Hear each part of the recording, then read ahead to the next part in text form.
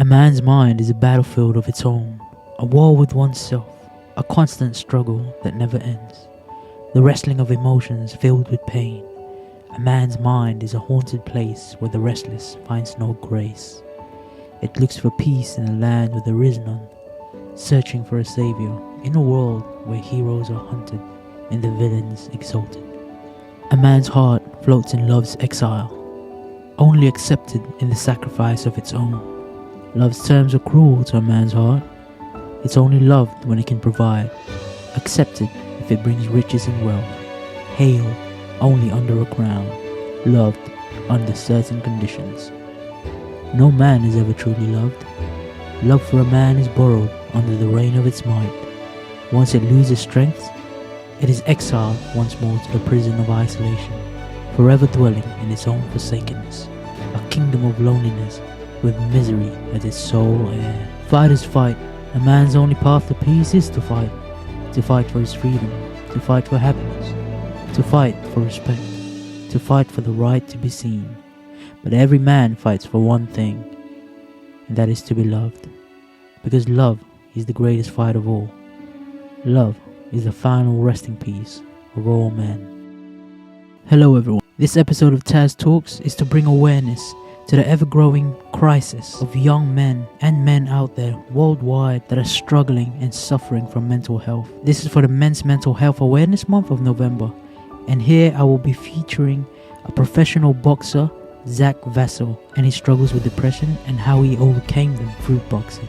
You know what? I've been in some bad places. Honestly, I've been in some seriously bad places.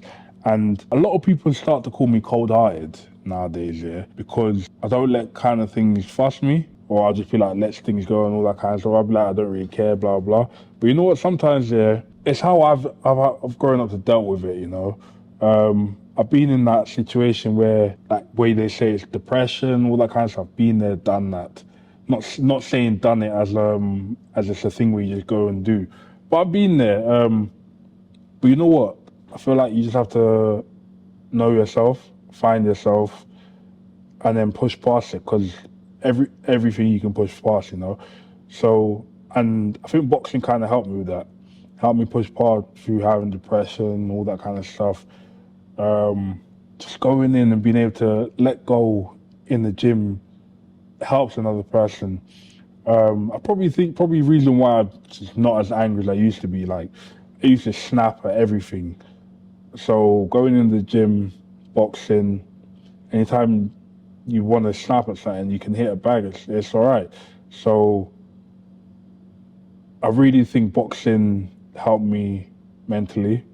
It's obviously helped me physically, and I really believe that it's a sport that everyone should try to get into, in the sense of, if you've got some sort of mental issue, maybe not just boxing, maybe just any sports in general, fighting combat sports in general, because a lot of the mental stuff comes from being angry at a lot of things, you know what I mean?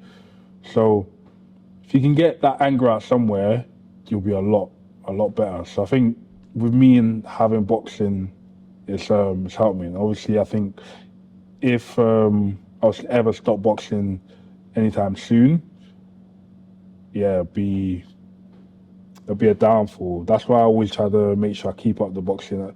I stay within it somewhere. I think it was like a couple of years ago where I went through immigration problems, and you know what? I was like to myself, is it even worth it? I'm not saying I'm suicidal or anything like that, but I was like, you know, you have the thoughts of like, is it even worth it? So I had those kind of thoughts, and you know, when that's when I started running again. I started running when I used to live in Barking. I used to just start running, and you know what? It helped clear my mind. And when you go through some of those things, sometimes it's about having a clear mind. And if you can get a clear mind through, you can pass through anything. Just being able to open yourself up. And you know what it is? For me, I don't like speaking about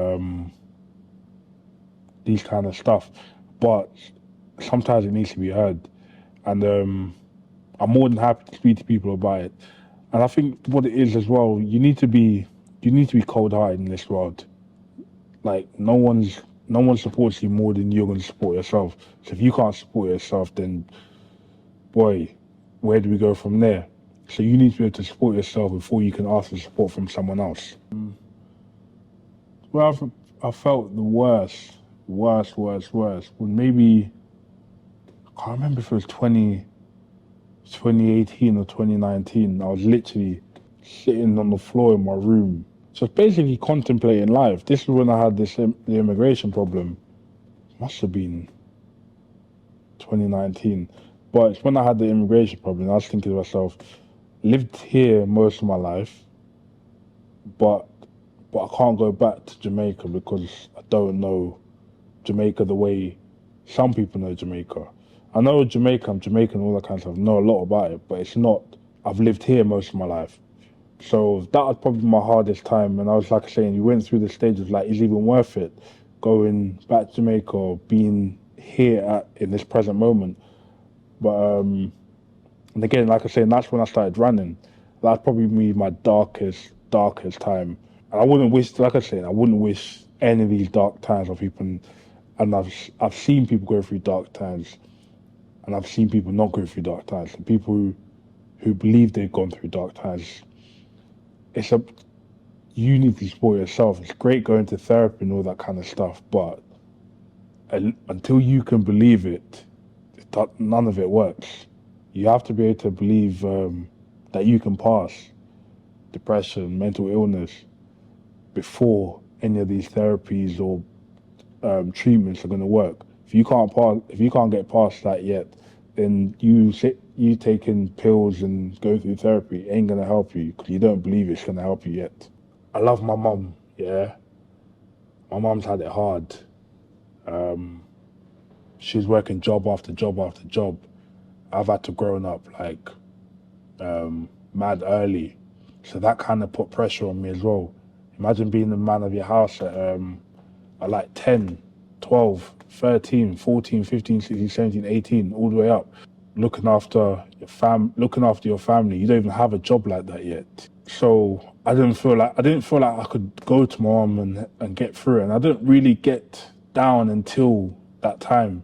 I had friends around, but I didn't tell my friends about my situation. Only recently I've only been able to talk to like friends about my situation. But I wouldn't say I had anyone around me. I would say I'd done it myself. I kept a low profile. I found something to preoccupy my time. I found something that I love.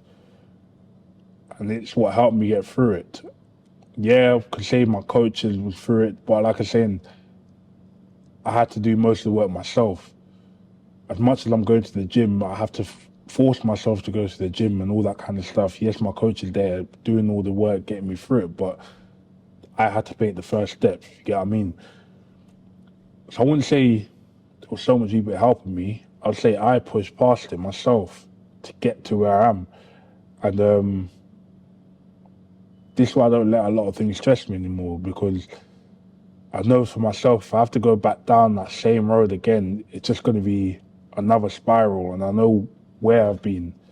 Don't need to go down there. So I try my best to not allow things stress me. If something gets lost, it gets lost. If somebody gets hurt, I get hurt. The only thing that could probably really affect me now is if something happened to my mum. That's the only thing that could affect me now. I could lose £1 million. It wouldn't affect me. I could lose a house. I could live on the road, blah, blah. I could live on the streets. It wouldn't affect me as much as if something happened to my mum. Because again, I've had to go through it. I know there is a good side at the end of it. There's always a good story there's always a good story at the beginning of a bad story. So you'll always get past it. There's no two ways about it. You always have to get past it. But it's just how long you're willing to go through it. Some people take longer, some people faster. But you have to be like, you know what? I'm gonna get through it no matter what. Whatever happens. I've had highs, I've had lows, I've had money, I've had no money. I've lived on streets. I've lived in places. I've done it all. So for me, it's like I've been there. I've seen it happen, so I know it can happen. And that's I think one of the main thing you need to do when it comes to like depression. Preoccupy your mind. Start thinking about something else. Fall in love with something else. Don't let. I say it to a lot of people. Don't let someone else fill your happiness. Because the problem with letting someone else fill your happiness is the minute they're gone, your happiness is gone.